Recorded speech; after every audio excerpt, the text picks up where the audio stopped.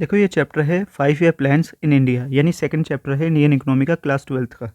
नाम है पंचवर्षीय योजना। तो जैसे कि आपको पता होगा कि इस चैप्टर में हम पढ़ेंगे कि आर्थिक नियोजन यानी कि इकोनॉमिक प्लानिंग क्या होती है, 5 ईयर प्लान्स यानी पंचवर्षीय योजना क्या होती है, और इकोनॉमिक प्लानिंग की ज़रूरत क्या है, और कितने प्रकार के इकोनॉमिक सिस्टम आर्थिक प्रणाली होती हैं, और हमारे प्लानिंग के गोल्स, लॉन्ग टर्म गोल्स क्या हैं, और अचीवमेंट क्या है अभी तक हमारे जो 5 ईयर प्लान्स या हमने प्लानिंग की है। ठीक है, तो सबसे पहले देखते हैं कि इकोनॉमिक प्लानिंग होती क्या है।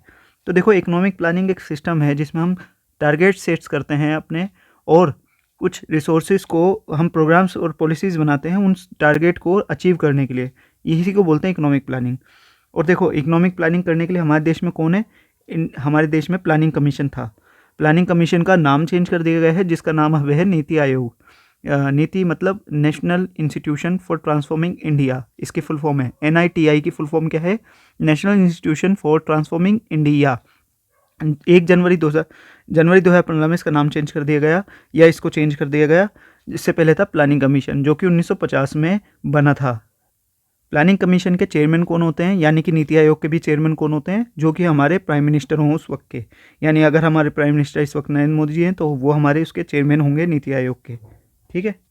अब सवाल उठता है कि क्या प्लानिंग हमारे कॉन्स्टिट्यूशन यानी संविधान में भी लिखी हुई है कि करनी है? जी हाँ, हमारे कॉन्स्टिट्यूशन के 7 शेड्यूल के कॉन्करेंट लिस्ट में, यानी हमारे संविधान की 7वीं अनुसूची में, समवर्ती सूची में लिखा हुआ है कि हमें आर्थिक और सोशल, सामाजिक प्लानिंग करनी है, यानी इकोनॉमिक और सोशल प्लानिंग करनी है।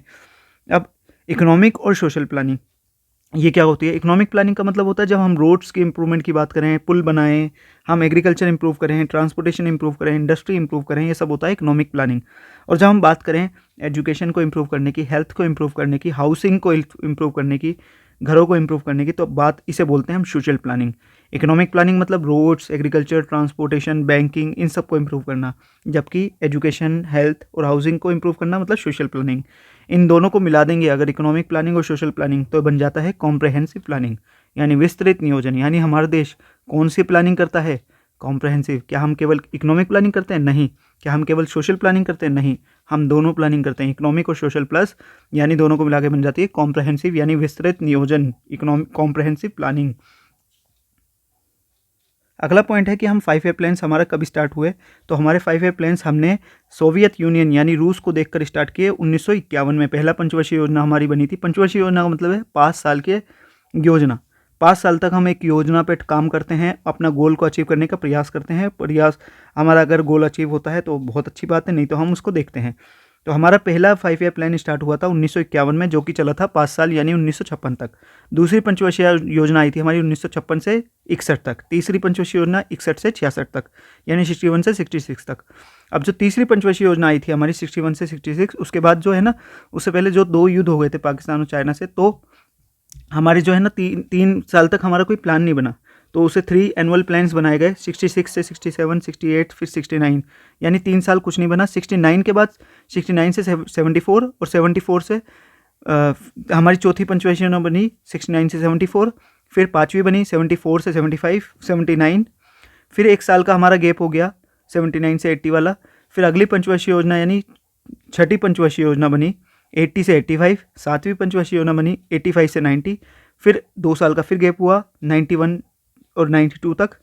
फिर हमारे 8वीं पंचवर्षीय योजना बनी 92 से 97, 9वीं पंचवर्षीय योजना बनी 97 से 2002, फिर 10वीं पंचवर्षीय योजना बनी 2002 से 2007, 11वीं पंचवर्षीय योजना बनी 2007 से 2012 यानी 2007 से 2012, और आखिरी 12वीं पंचवर्षीय योजना बनी 2012 से 17।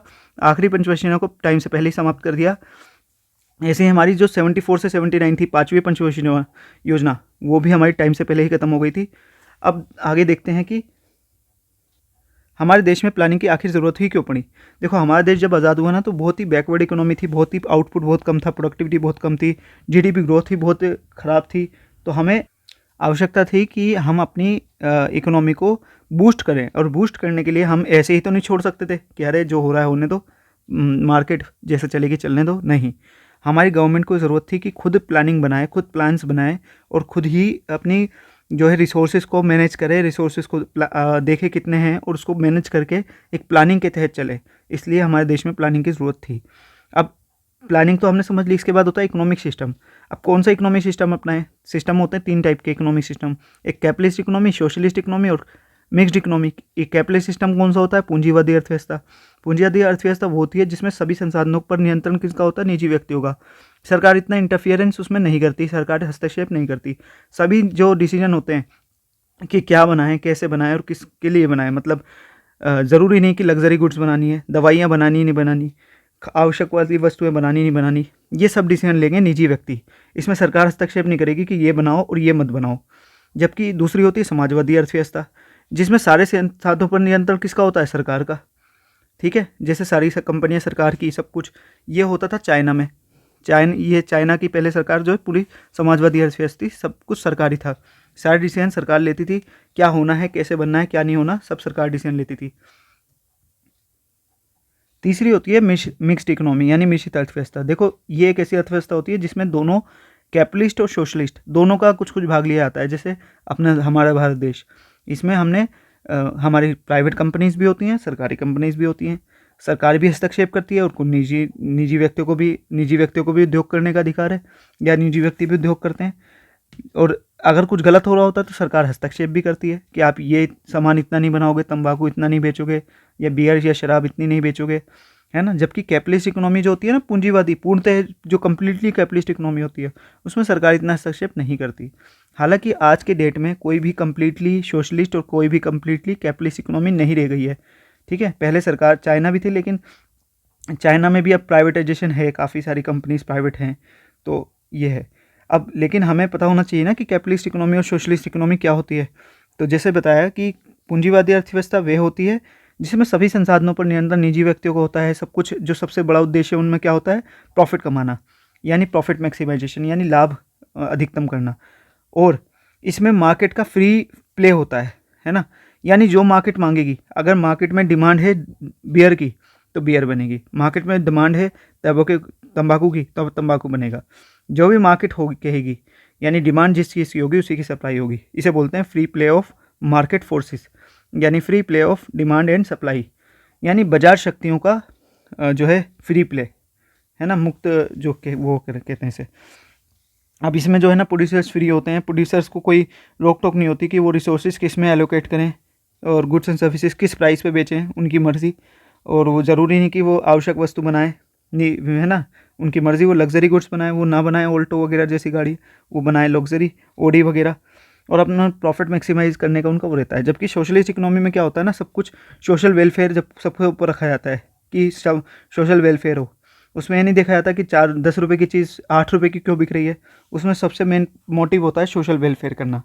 जबकि मिक्स्ड इकोनॉमी में क्या होता है, प्राइवेट सेक्टर और गवर्नमेंट सेक्टर दोनों मिलकर चलते हैं। गवर्नमेंट इंटरफियर भी कर सकती है, गवर्नमेंट फ्री भी छोड़ सकती है, जैसे भी करना है। अब देखो कैपिटलिस्ट इकोनॉमी की एक दिक्कत ये भी है, एक डिमेरिट ये भी है कि इसमें इनइक्वालिटी हो जाती है। क्योंकि देखो कैपिटलिस्ट इकोनॉमी यानी पूंजीवादी अर्थव्यवस्था में तो भैया वही आगे रहेगा जो पैसा कमाएगा, जो अपना व्यापार अच्छे से करेगा। तो कैपिटलिस्ट इकोनॉमी में जाहिर सी बात है, जिसके अंदर टैलेंट होगा, जिसके अंदर हाई वो होगी, वो ज़्यादा पैसे कमा लेगा, और जिसमें नहीं होगा, जो गरीब होगा या जिस पे रिसोर्सेज नहीं होंगे, वो गरीब होता चला जाएगा।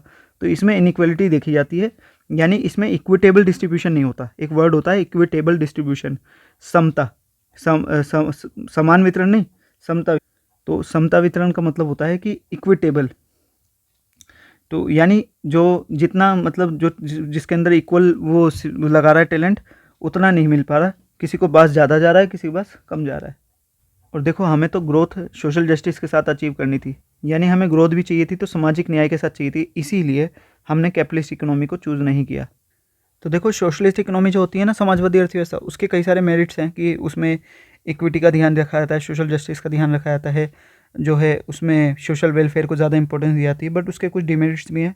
वो डिमेरिट्स यही हैं कि इसमें जो है स्लो ग्रोथ होती है, और जो है क्योंकि ना इसमें सबका ध्यान रखा जाता है तो स्लो ग्रोथ होती है, और ये नहीं देखा जाता कि भाई प्रॉफिट मैक्सिमाइजेशन हो या ना हो। तो इसी वजह से चाइना और रूस ने भी अपनी कंट्री को जो है प्योर सोशलिस्ट इकोनॉमी से मार्केट इकोनॉमी यानी कैपिटलिस्ट इकोनॉमी में कन्वर्ट कर लिया। और आपको ये पता होना चाहिए कि कैपिटलिस्ट इकोनॉमी को मार्केट इकोनॉमी भी कहते हैं, ठीक है, और सोशलिस्ट इकोनॉमी को कंट्रोल्ड इकोनॉमी भी कहते हैं। अब जैसे कि हमारी अर्थव्यवस्था है मिश्रित अर्थव्यवस्था, तो इसके भी कुछ फ़ायदे हैं। फ़ायदे यही हैं कि इसमें प्राइवेट और गवर्नमेंट सेक्टर एक साथ चलता है, और दोनों प्राइवेट सेक्टर जहाँ प्रॉफिट मैक्सिमाइजेशन की बात करता है, गवर्नमेंट सेक्टर वहाँ पे सोशल वेलफेयर की बात करता है और प्राइवेट एंटरप्रेन्योर्स को भी इसमें बढ़ावा मिलता है। बट इसकी जो डिमेरिट्स हैं, मतलब इसमें एक तरह से इसमें प्रॉफिट मैक्सिमाइजेशन भी होता है, सोशल जस्टिस भी होता है, सब कुछ होता है, बट इसका कुछ डिमेरिट्स ये हैं कि अक्सर मिक्स्ड इकोनॉमी में ना करप्शन देखा जाता है, प्रोडक्टिविटी कम देखी जाती है, एफिशिएंसी कम देखी जाती है, जैसे इंडिया में देख लो आप। तो और प्राइवेट सेक्टर भी इतना जल्दी इंप्रूव नहीं करता क्योंकि उसका कंपटीशन गवर्नमेंट सेक्टर से कई बार अगर होता है तो। और जो है इसमें गवर्नमेंट के इंटरफेरेंस की ज़रूरत ज़्यादा पड़ जाती है। तो इसीलिए जैसे कि आप देखते होंगे कि अपने इंडिया में या मिक्स्ड इकोनॉमी में गवर्नमेंट इंटरवेंशन की डायरेक्टली या इनडायरेक्टली गवर्नमेंट इंटरवेंशन की ज़रूरत पड़ती है। और इस तरह की इकोनॉमी में लीडर्स का और प्लानर्स का काफ़ी वो होना ज़रूरी होता है, स्ट्रेटजी बना के चलना।